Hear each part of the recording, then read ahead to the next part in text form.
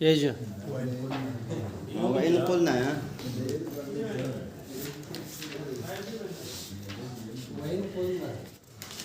أعوذ بالله من الشيطان الرجيم بسم الله الرحمن الرحيم الحمد لله رب العالمين صلى الله على سيدنا محمد وأهل بيته الطاهرين اللهم صل على محمد وآل محمد اما بعد ہماری بات گفتگو ہے تجری اور انقیاد میں. ٹھیک ہے جی.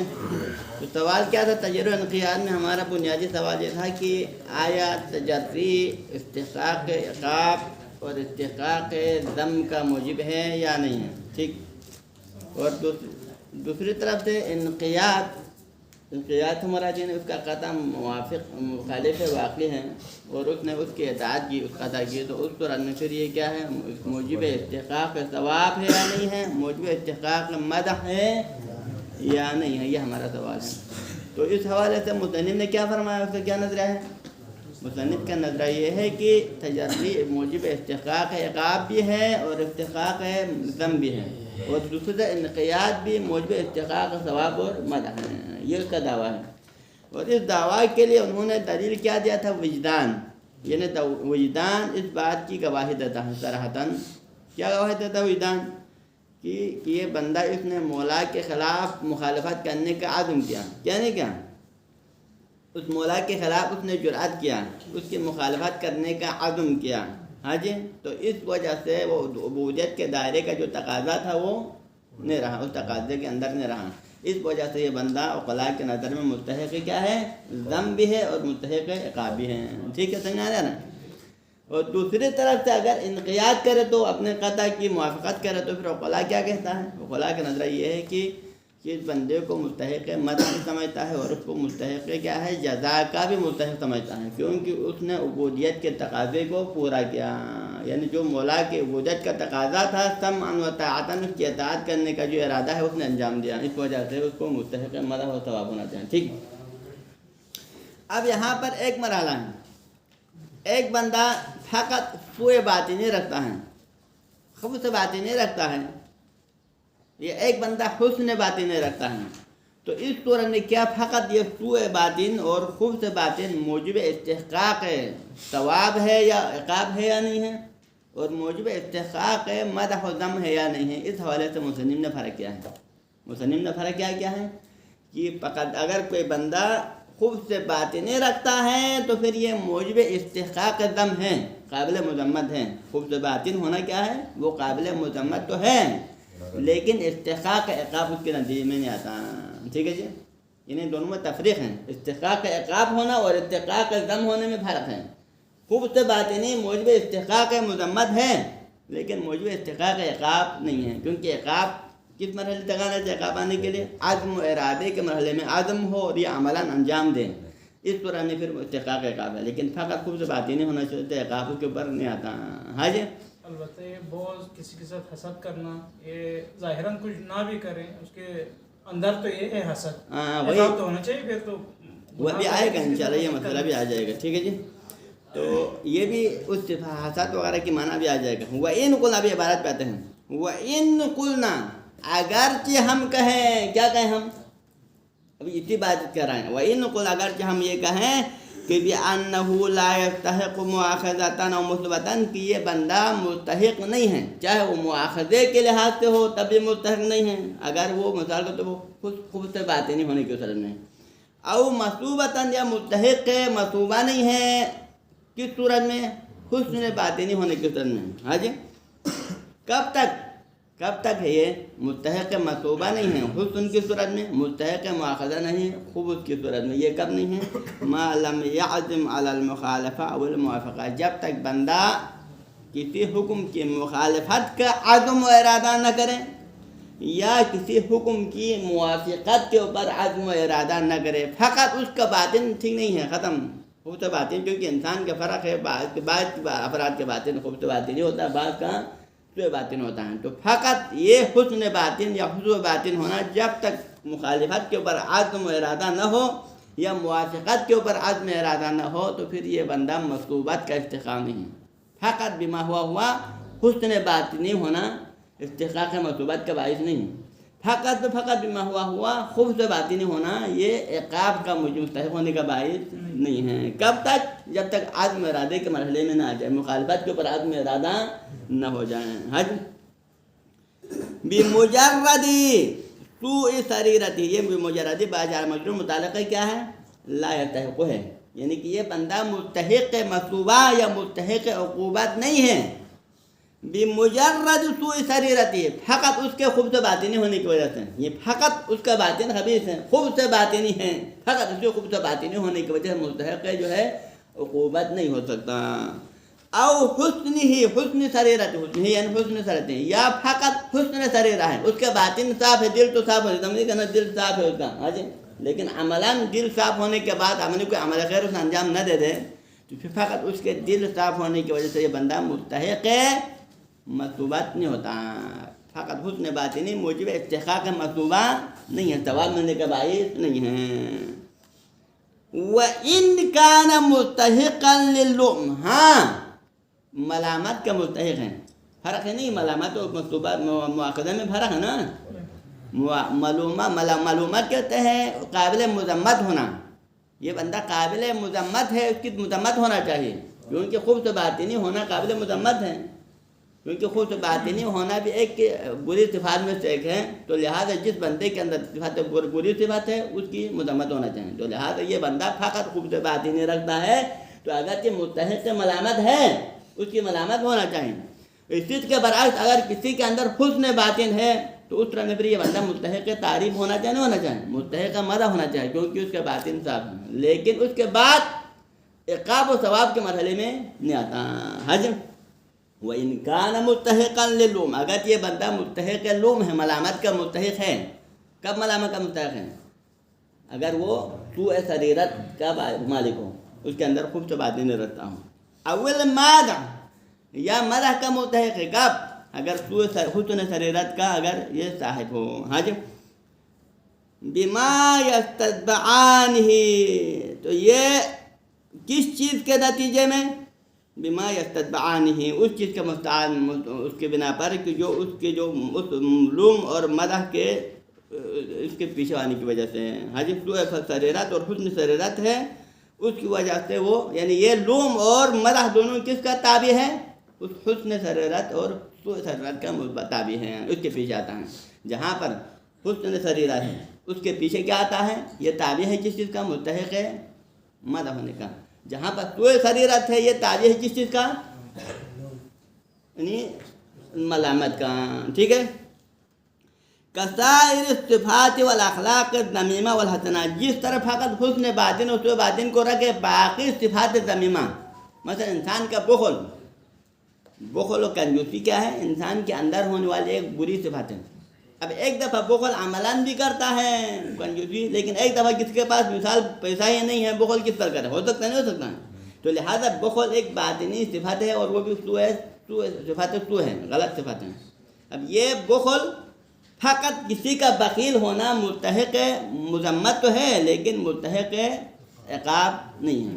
لیکن یہ مستحق مذمت ہونا کس کا تابع ہے؟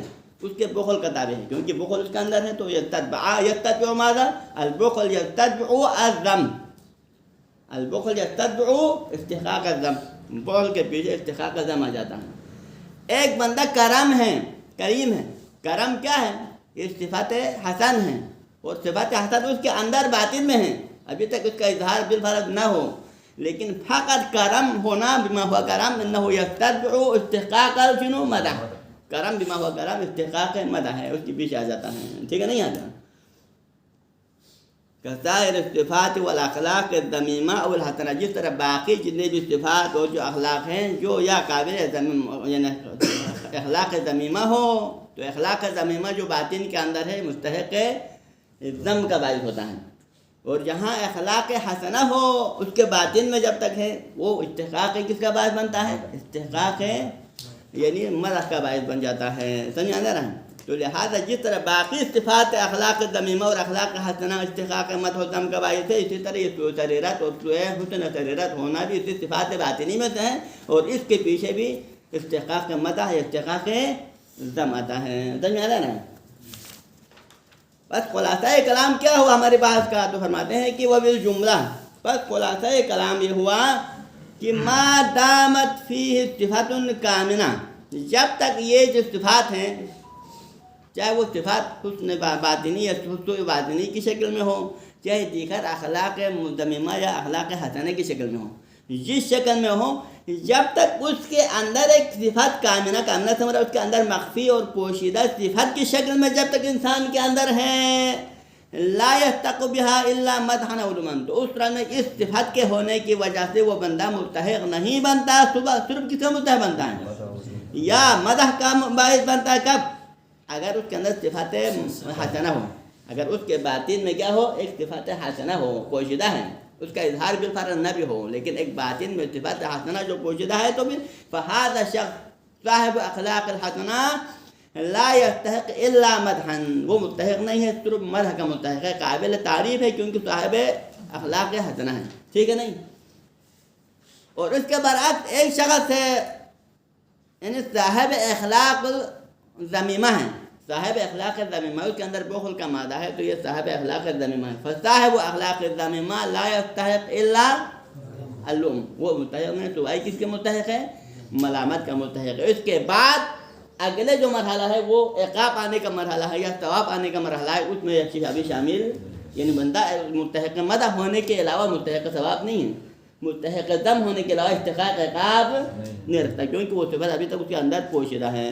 حاجم وَإِنَّمَا يَسْتَحِقُّ الْجَزَاءَ بِالْمَثُوبَةِ وَالْعُقُوبَةِ، لیکن یہ بندہ جزا کا بھی مستحق بن سکتا ہے۔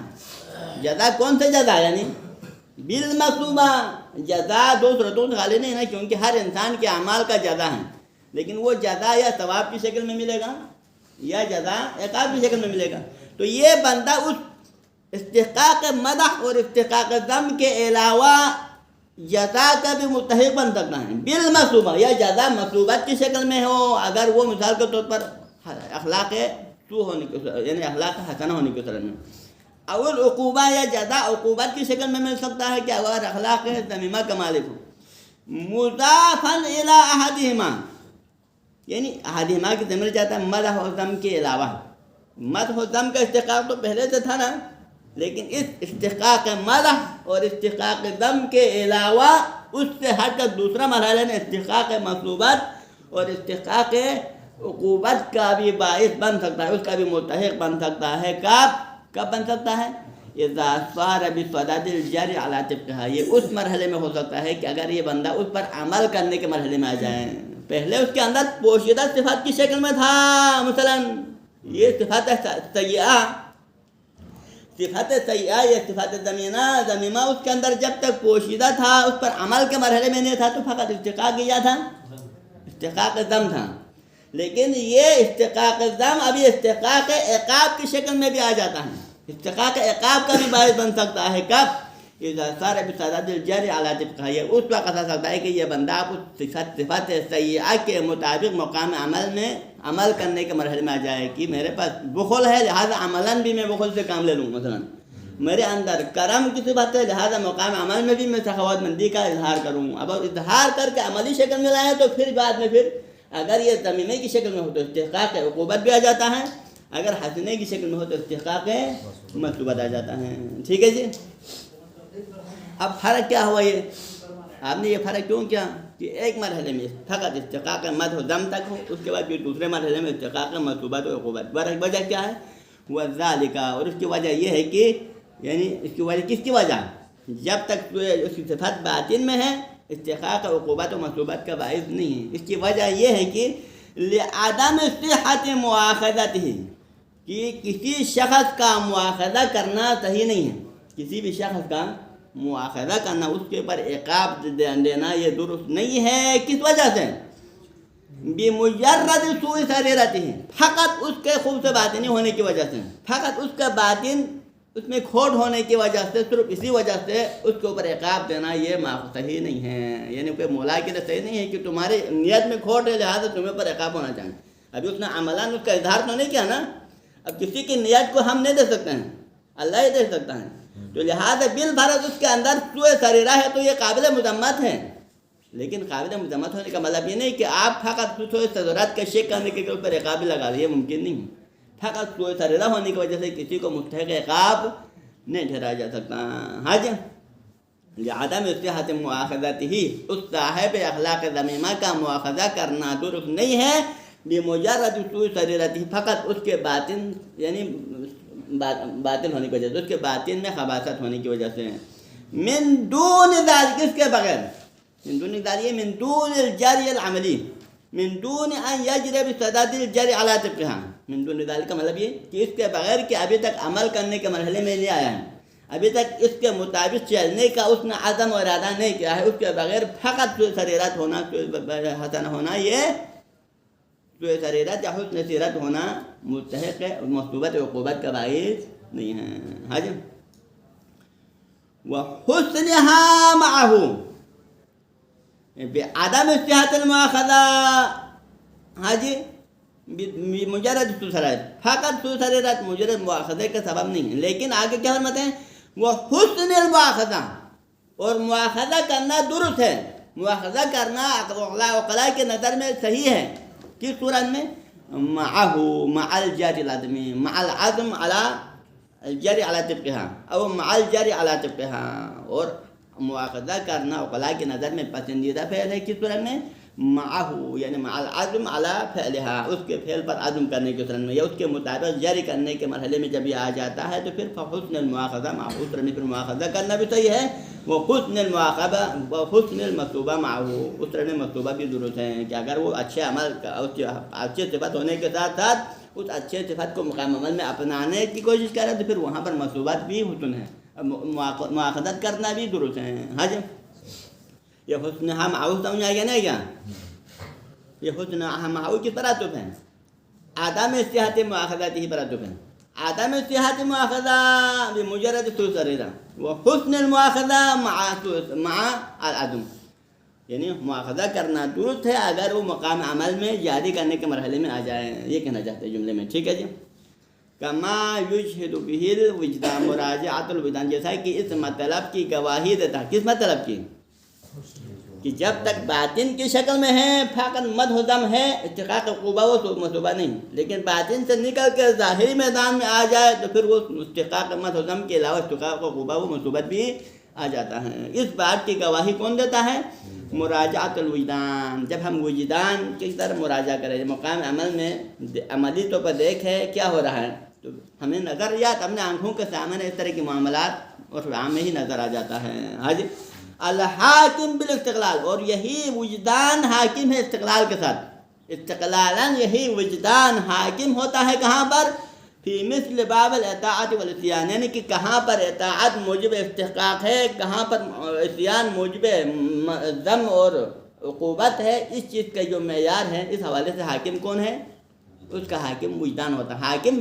وجدان فیصلہ کرتا ہے کہ کہاں پر اس بندے کو مستحق مثوبہ و مدح ہونا چاہے، کہاں پر نہیں ہونا چاہیے۔ تو اطاعت و معصیت کے مسئلے میں معیار اور حاکم وجدان ہے۔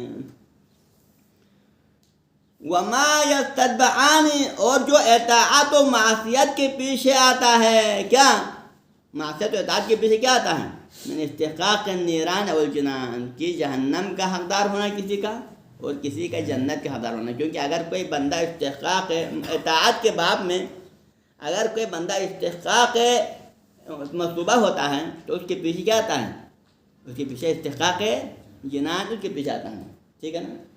تو اس کا فیصلہ کون کرے گا، وجدان کرے گا۔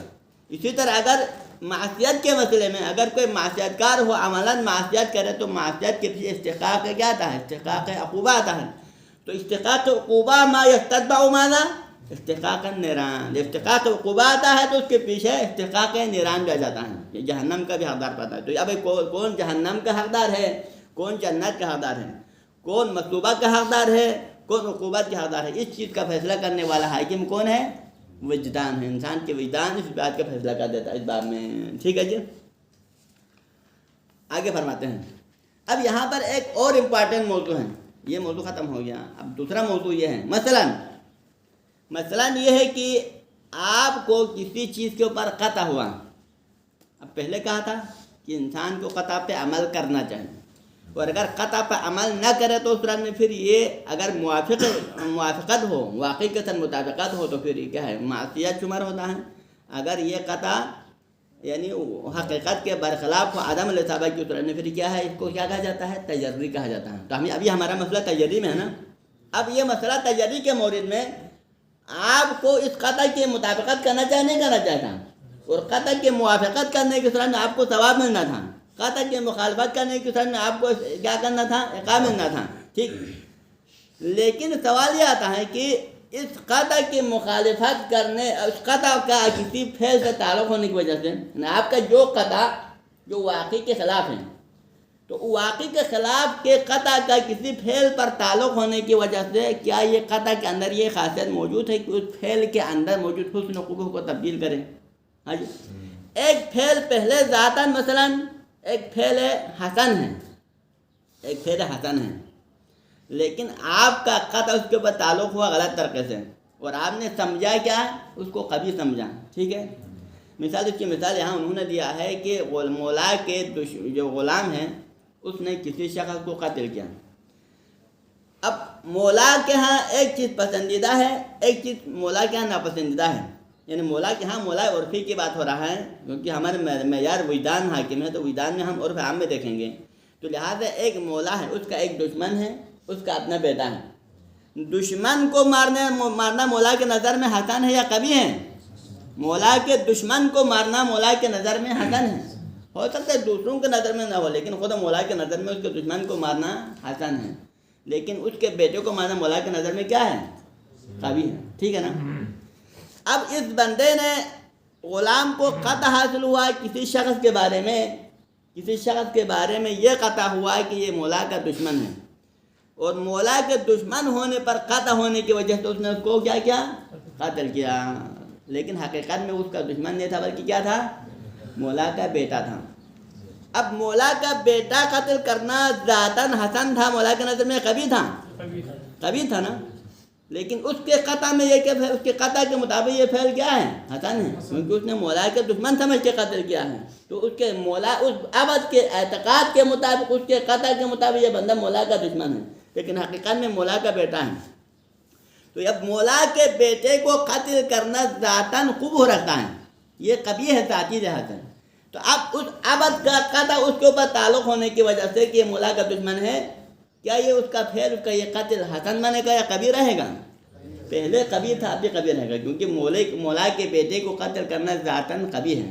اب اس کا اعتقاد میں مولا کا دشمن ہونے کی وجہ سے اس کا یہ قتل والا فعل حسن میں نہیں بدل سکتا، جو قبیح تھا پہلے بھی قبیح ہے اب بھی ہے۔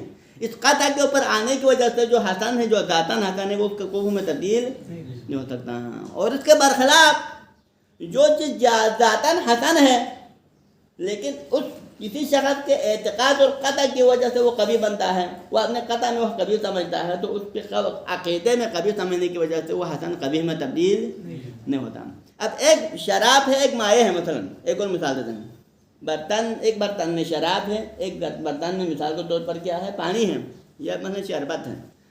اب یہ شراب کا پینا کیا ہے؟ ذاتاً قبح ذات رکھنا ہے، پانی کا پینا ذاتاً حسن ذات رکھنا ہے، لیکن اب شراب کے بارے میں کسی شخص کو قطع ہوا کہ یہ شراب نہیں ہے، قطع ہوا، اور اس قطع کی وجہ سے اس نے اس کو پی لیا مثلا، تو شراب کا پینا ذاتاً کیا تھا؟ قبیح تھا نا، لیکن اس کو عدم جو ہے شراب کے قطع ہونے کی وجہ سے ذاتاً اس کا پینے کی قباحت ختم نہیں ہوتی، وہ ابھی قبیح ہے، ذاتاً یہ قباحت اپنے جگہ پر باقی ہے۔ اور پانی ذاتاً قبیح نہیں ہے اس کا پینا، اب کسی کو قطع ہو جائے کہ یہ شراب ہے اور شراب سمجھ کے پیے، تو پھر اس قطع ہونے کی وجہ سے پانی کے پینے کی جو ہے وہ حسن قباحت میں تبدیل نہیں ہوتا ہے، وہ اپنے حسن پر باقی ہے، اس قطع کی وجہ سے وہ قبیح میں تبدیل نہیں ہو سکتا۔ یہ موضوع ٹھیک ہے، اس کو ہم تطبیق کر رہے بہتر ہے، ٹھیک ہے، کیونکہ تھوڑا ٹھوس موضوع ہے، شاید آپ لوگ اس کو تطبیق کر کے آخر تک نہ پہنچیں، ٹھیک ہے۔ صلی اللہ علی سیدنا محمد و اہل بیتہ الطاہرین، صلی اللہ علی محمد